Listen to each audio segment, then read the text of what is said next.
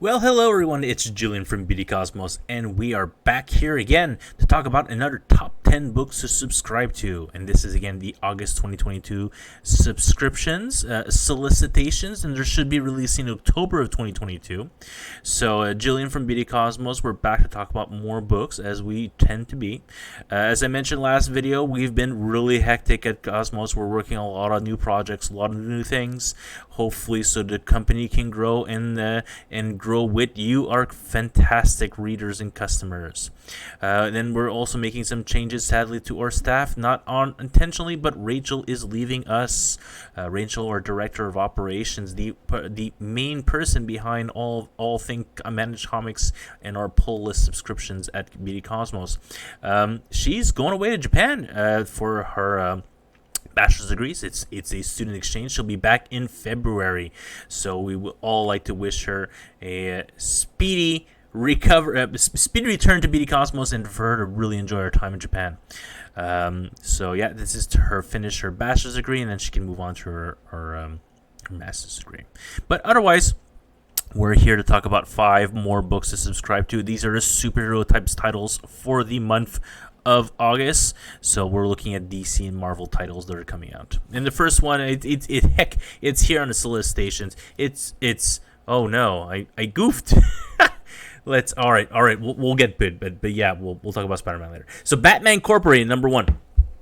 So this spins out of Joshua Williamson's 5-issue run on Batman main title, where he reintroduced the Batman Incorporated that was handled by Lex Luthor. And so, yeah, that's it. And so now it's spinning out. It's Ghostmaker and Clown Hunter who are now in charge of Batman Incorporated. Lex Luthor gave them the keys to the castle, and they're running the show worldwide. Batman Inc. Ed Brisson is writing this ongoing series, and so if you enjoyed Williamson's run, or if you enjoyed Grant Morrison's original Batman Inc., this is a time to pick it up. Obviously, if you're a fan of Ghostmaker, this is where he and Clown Hunter are now going to be the mainstay part. So at least these fantastic characters that Tinian wrote and created are going to keep being used. The only one that when we're seeing Punchline still being used in her own miniseries as well. So the only one that we're kind of worried about is what's happening to Miracle Mall. And you know what? I wouldn't be surprised if Ed Brisson doesn't use her right here.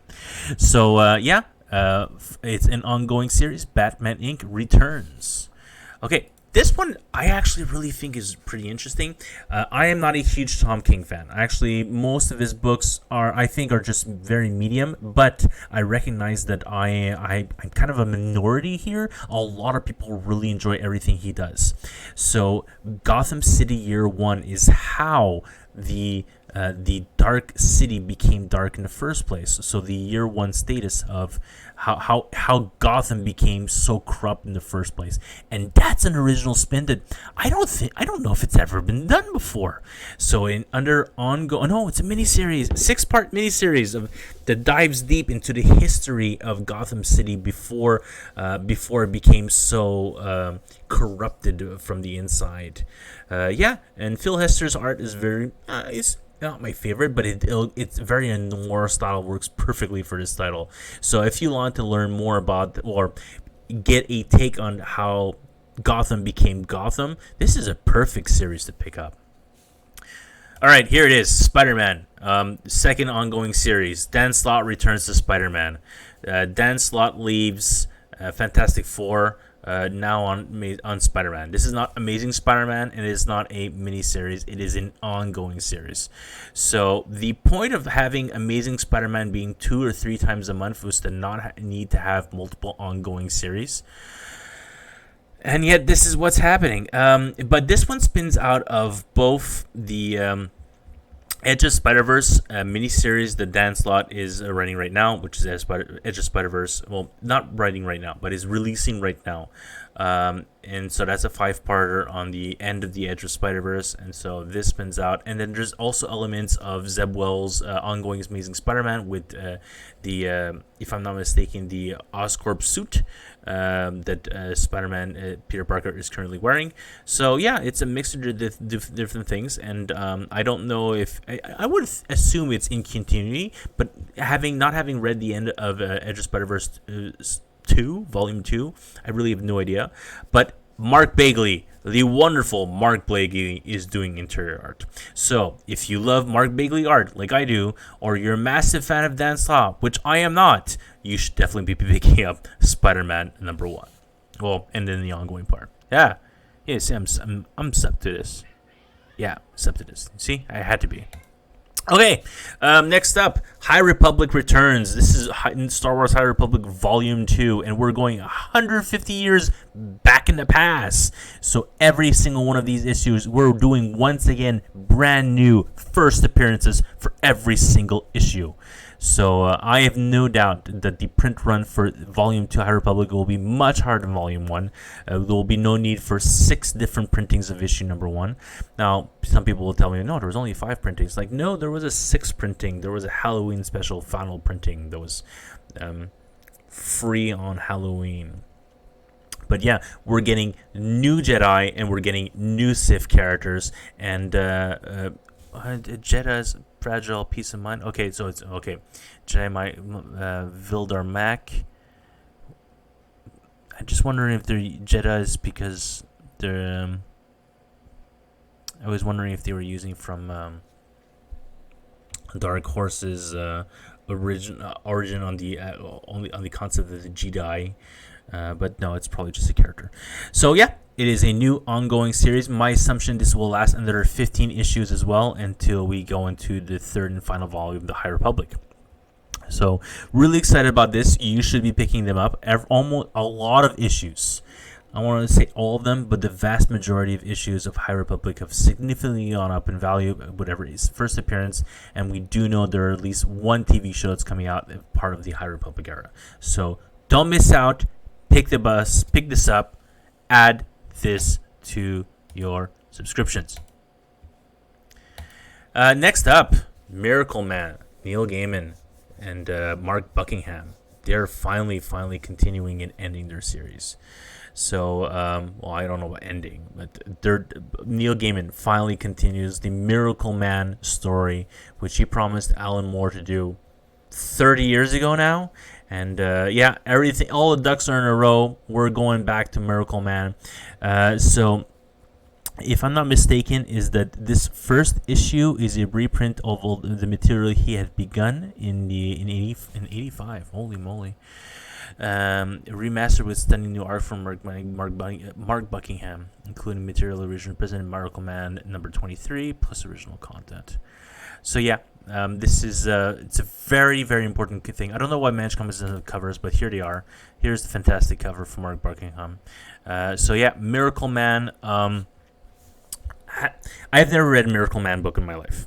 I have read multiple. I've drowned in information in Miracleman because I'm so intrigued to read what Alan Moore had written for the character beforehand and what Neil Gaiman had written at the time as well. So they're reprinting the omnibus. Well, the original omnibus is from the Alan Moore era, mostly with some Neil Gaiman, and then they're going to be printing other trades of the Neil Gaiman era. So I'm really looking to dive deep into this material of this character. It is, honestly, it's a part of, I don't want to say lore, but part of comic book culture to know about Miracleman as a character himself. I don't expect Miracleman to even top 100,000 copies. I don't expect Marvel to be printing this in the millions. I think it takes a certain type of reader for Neil Gaiman stuff to begin with. Let's look at Sandman. At the time, it didn't print millions of copies, right, from Vertigo. So this is the same sort of thing. I'm going medium on my orders on this, just because my perception is that once a lot of people will realize down the road that, oh my god, Gaiman is actually writing this and started like 6 months ago. So that's my perception. It's going to take a long time for very lapsed fans of this series to come back. Obviously, there's going to be some that are going to write it from the start, but you're going to have a hard time finding back issues for issues 3 through 7 fairly easily over time. So I think that there's going to be demand for this for the long haul. So yeah, I would highly recommend picking up Miracleman. If this sort of a British style superhero, very, very interesting type character, yeah, definitely. Why am I not sub to this? Boom. Boom. There. Did I not sub to it? There you go. Yeah, definitely sub to Miracleman. I highly recommend it. But if you've enjoyed Neil Gaiman's other works, you should be subbing to this, period. And then for our obligatory trade paperback this month, it's already past FOC on this, but I can easily order more because DC will be printing tons of it. That's why FOC is already passed. But is the Deluxe 30th anniversary of the death of Superman, which has all the key parts of the death of the big man himself.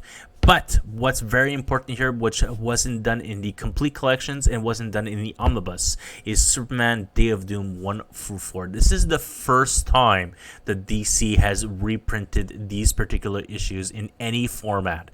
So for the people out there who picked up the completes, the people out there who picked up the omnibus on top, well, guess what? You also need an oversized deluxe edition right here for this key issue. And honestly, if you're just a fan of comic books, this, much like I often recommend always having Watchmen, V for Vendetta in everyone's collection. This is the type of superhero comic book that most people just have in their cabinet, and to be like, you've never read a comic book? This is when Superman died. This was a big deal in the 90s. So yeah, this is obviously picking up this hardcover edition is something I highly recommend. So that's it. Though we looked at 5 different books that are coming out in October of 2022. We looked at some Star Wars and some superheroes and some dark noir stuff, and obviously a really cool trade to be picking up.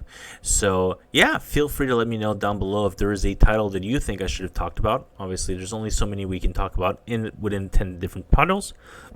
On the superhero side of things, the only thing that I would go as a speculation target would be the High Republic. So make sure to pick up at least one copy for yourself, if not multiple copies. But honestly, pick one up. If you really want to speculate, pick one up to read and pick one up to put it on the side. And that's it. That's more than enough. If you want to go deeper into that, it's solely up to you. And we'll be happy to pre-sell you and whatnot. But I highly recommend at least subbing to High Republic. It was our top subtitle at BD Cosmos. And the trade paperbacks. There's certain, I think volume 2, I'm completely sold out. And we're waiting for a reprint. But yeah, otherwise, feel free to share this video with your friends if they're looking to see which books they should be picking up right now for October releases. Otherwise, we'll see each other real soon for more comic book content. Bye for now.